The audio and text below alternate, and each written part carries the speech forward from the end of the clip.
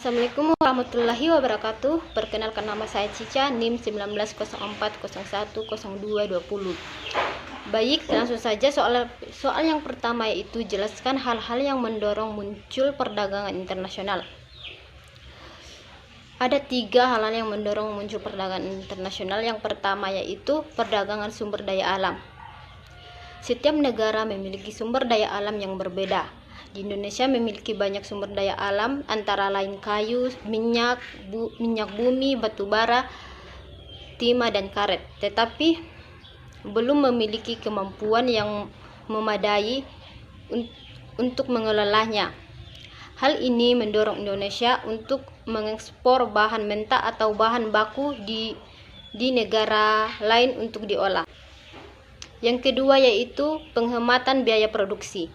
Bagi negara yang belum memiliki ilmu pengetahuan dan teknologi untuk membuat sendiri produksi seperti mobil dan handphone, pembuatannya akan menghabiskan biaya produksi yang jauh lebih mahal dibandingkan jika negara tersebut membelinya dari negara lain. Oleh karena itu, pembeli produksi seperti mobil dan handphone dari negara pembuatannya dapat menghemat biaya produksi.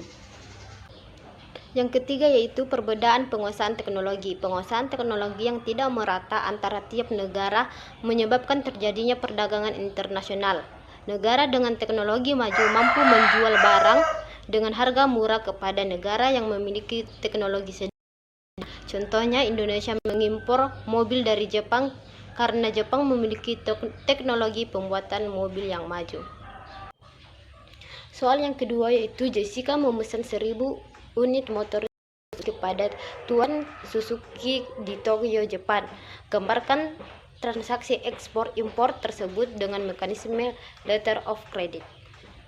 Nah, harus ada transaksi di awal atau kesepakatan perjanjian antara eksportir dan importir.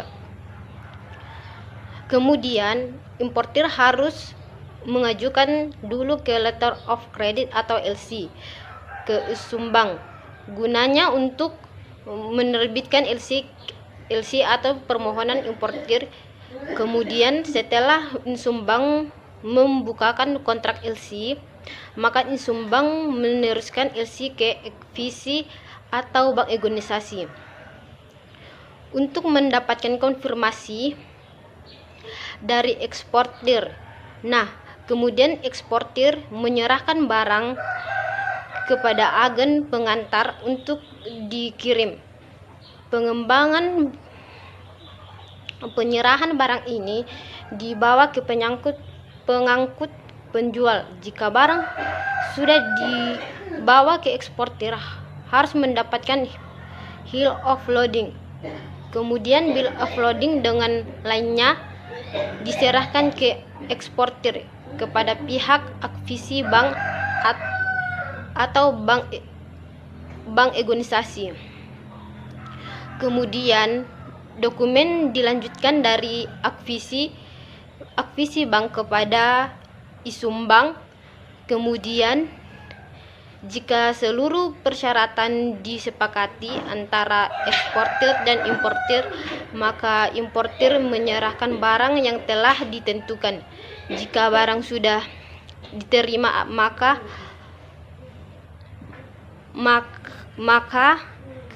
kertas bill of lading dikasih ke agen pengantar seperti pesawat dan kapal. Ketiga yaitu negara Asterix dan Oblimix sama-sama membuat produk sepeda motor dan mobil.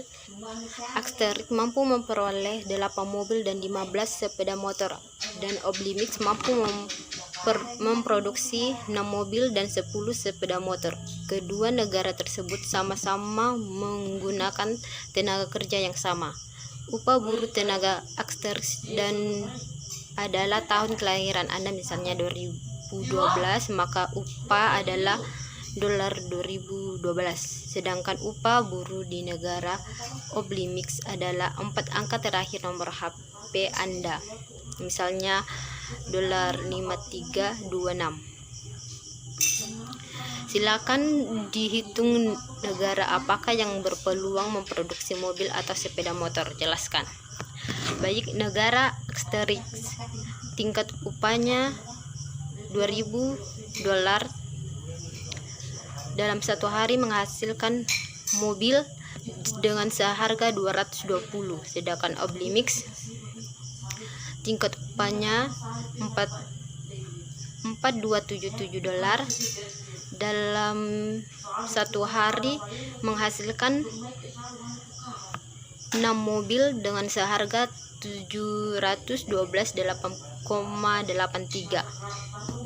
Selanjutnya Asterix tingkat upahnya $2.000 dalam satu hari menghasilkan motor 15 dengan harga 133,33. Sedangkan Oblimix tingkat upahnya $4.277 dalam satu hari menghasilkan motor 10 dengan harga 427,7. Jadi negara Asterix akan mengekspor mobil ke Oblimix karena harga mobil di Oblimix lebih mahal. Sebaliknya Oblimix sebaiknya mengekspor motor ke negara Asterix karena harga motor lebih murah. Soal keempat yaitu harga produk AC di Indonesia adalah tahun kelahiran Anda, sedangkan produk AC tersebut di Amerika adalah 4 angka terakhir nomor ponsel Anda dalam satuan dolar. Dengan kurs yang berlaku Rp15.000 per dolar, hitung kurs realnya. Apakah Rp mengalami penguatan atau apresiasi,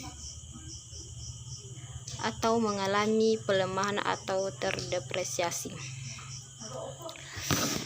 Baik, diketahui yaitu harga produk AC di Indonesia Rp $2.000, harga produk AC di Amerika $4.277, kurs yang berlaku Rp15.000 per dolar. Ditanyakan apakah Rp mengalami penguatan atau pelemahan. Rp 15.000 dikali 2.000 per 4.277 sama dengan 7,014 per US dollar. Jadi kurs rupiah mengalami penurunan dari Rp 15.000 per US dollar menjadi Rp 7,014 per US dollar. Baik, itu saja dari saya. Assalamualaikum warahmatullahi wabarakatuh.